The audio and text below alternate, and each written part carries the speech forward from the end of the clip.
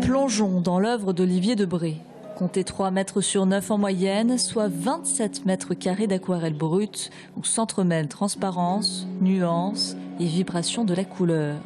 Cela fait 2 semaines que Marc Philippe, le restaurateur, s'attelle aux derniers soins sur cette toile.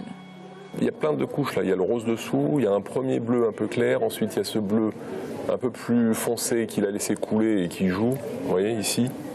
Il y a les nœuds de la toile là, qui ont arrêté la couleur, donc on a ce côté très fluide là, qui est très net. Donc tout ça, dans notre touche, il faut qu'on retrouve cet esprit.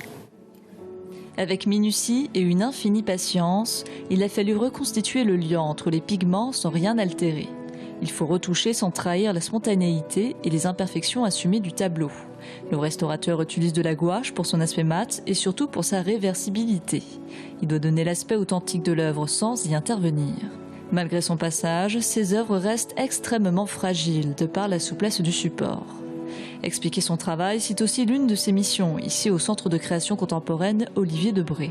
Et cela donne lieu à des échanges avec un public conquis. Il a voulu sûrement représenter par exemple un bras de la Loire, mais c'est tellement à réinterpréter, si vous voulez, que ça devient autre chose aussi. Hein. Mais il faut apprendre il faut se laisser transporter et imprégner. Voilà.